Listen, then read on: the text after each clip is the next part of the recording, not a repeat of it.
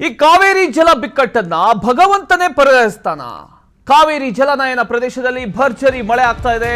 ಕೊಡಗು ಜಿಲ್ಲೆಯಾದ್ಯಂತ ಮಳೆಯ ಭರ ಮುಂದುವರೆದಿದೆ. ಮುಂಜಾಗ್ರತಾ ಕ್ರಮವಾಗಿ 2 ತಾಲೂಕಿನ ಶಾಲೆಗಳಿಗೆ ರಜೆ ಘೋಷಿಸಲಾಗಿದೆ.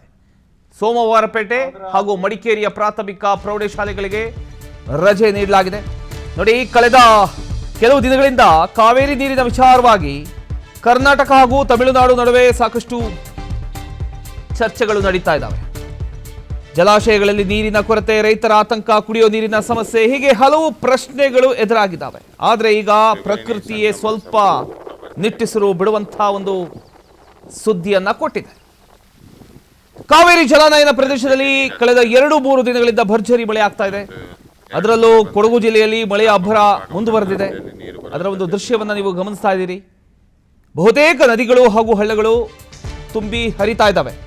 ಮಳೆ ನಿರಂತರವಾಗಿ ಸುರಿಯುತ್ತಿರತಕ್ಕಂಥ ಕಾರಣ ಜನಜೀವನದ ಮೇಲೂ ಕೂಡ ಪರಿಣಾಮ ಬೀಳೋದಕ್ಕೆ ಶುರುವಾಗಿದೆ. ಕಾವೇರಿ ಉಗಮ ಸ್ಥಾನ ತಲಕಾವೇರಿಯಲ್ಲೂ ಕೂಡ ಭಾರಿ ಮಳೆ ಆಗ್ತಾ ಇದೆ. ಕಾವೇರಿ ನದಿ ನೀರಿನ ಮಟ್ಟದಲ್ಲೂ ಕೂಡ ಗಣನೀಯ ಏರಿಕೆ ಕಂಡಿದೆ. ಅಪಾಯದ ಮಟ್ಟ ಮೀರಿ ಕಾವೇರಿ ನದಿ ಹರಿತಾ ಇದೆ. ಭಾಗಮಂಡಲದ ತ್ರಿವೇಣಿ ಸಂಗಮ ಸಂಪೂರ್ಣ ಭರ್ತಿಯಾಗಿದೆ. ತ್ರಿವೇಣಿ ಸಂಗಮದ ಗಾರ್ಡನ್ ಬಹುತೇಕ ಜಲಾವೃತಗೊಂಡಿದೆ. ಇನ್ನು ಹಾರಂಗಿ ಜಲಾನಯನ ಪ್ರದೇಶದಲ್ಲೂ ಕೂಡ ಭಾರಿ ಮಳೆ ಹಿನ್ನೆಲೆಯಲ್ಲಿ ಜಲಾಶಯಕ್ಕೆ ಹರಿದು ಬರತಕ್ಕಂಥ ಒಳಹರಿವಿನ ಪ್ರಮಾಣ ಕೂಡ ಹೆಚ್ಚಳ ಕಂಡಿದೆ. ಮಳೆಯ ತೀವ್ರತೆಯನ್ನ ಗಮನದಲ್ಲಿಟ್ಕೊಂಡು ಮುಂಜಾಗ್ರತಾ ಕ್ರಮವಾಗಿ ಸೋಮವಾರಪೇಟೆ ಹಾಗೂ ಮಡಿಕೇರಿ ತಾಲೂಕಿನ ಪ್ರಾಥಮಿಕ ಹಾಗೂ ಪ್ರೌಢಶಾಲೆಗಳಿಗೆ ಜಿಲ್ಲಾಡಳಿತ ರಜೆಯನ್ನ ಘೋಷಣೆ ಮಾಡಿದೆ. ಮಕ್ಕಳು ಹಾಗೂ ಸಾರ್ವಜನಿಕರ ಸುರಕ್ಷತೆಯನ್ನ ಗಮನದಲ್ಲಿ ಇಟ್ಕೊಂಡು ಈ ರೀತಿಯ ಒಂದು ನಿರ್ಧಾರವನ್ನ ತೆಗೆದುಕೊಳ್ಳಲಾಗಿದೆ. ಇನ್ನು ಕಾವೇರಿ ನದಿಯ ಉಗಮ ಸ್ಥಾನವಾದ ತಲಕಾವೇರಿಯಲ್ಲೂ ಕೂಡ ಭಾರಿ ಮಳೆಯ ದಾಖಲಾಗ್ತಾ ಇದೆ. ಪರಿಣಾಮವಾಗಿ ಕಾವೇರಿ ನದಿಯ ನೀರಿನ ಮಟ್ಟ ವೇಗವಾಗಿ ಏರಿಕೆ ಕಾಣ್ತಾ ಇದೆ. ಭಾಗಮಂಡಲದ ತ್ರಿವೇಣಿ ಸಂಗಮ ಸಂಪೂರ್ಣ ಭರ್ತಿಯಾಗಿದ್ದು ಅಲ್ಲಿನ ಉದ್ಯಾನವನದ ಬಹುತೇಕ ಭಾಗ ನೀರಿನಲ್ಲಿ ಮುಳುಗೋಗಿದೆ.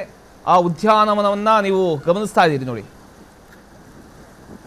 ನದಿಯ ರಭಸವು ಕೂಡ ಹೆಚ್ಚಾಗಿರೋದ್ರಿಂದ ಪ್ರವಾಸಿಗರು ಹಾಗೂ ಸ್ಥಳೀಯರು ಎಚ್ಚರಿಕೆಯಿಂದ ಇರಬೇಕು ಅಂತ ಅಧಿಕಾರಿಗಳು ಈಗಾಗಲೇ ಸೂಚನೆಯನ್ನು ಕೊಟ್ಟಿದ್ದಾರೆ. ಅಷ್ಟೇ ಅಲ್ಲ, ಹಾರಂಗಿ ಜಲಾನಯನ ಪ್ರದೇಶದಲ್ಲೂ ಕೂಡ ಉತ್ತಮ ಮಳೆ ಆಗ್ತಿರ್ತಕ್ಕಂಥ ಹಿನ್ನೆಲೆಯಲ್ಲಿ ಜಲಾಶಯಕ್ಕೆ ಹರಿದು ಬರ್ತಿರ್ತಕ್ಕಂಥ ಒಳಹರಿವಿನ ಪ್ರಮಾಣವೂ ಕೂಡ ಹೆಚ್ಚಾಗಿದೆ.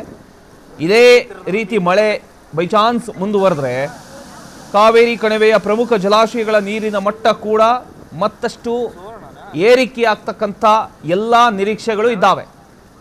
ಇದೇ ಕಾರಣಕ್ಕೆ ಈಗ ಎಲ್ಲರೂ ಕೂಡ ಇದ್ರ ಬಗ್ಗೆ ಯೋಚನೆ ಮಾಡ್ತಾ ಇದ್ದಾರೆ, ಒಳ್ಳೆ ಮಳೆ ಆಗ್ತಾ ಇದೆ ಅಂತ.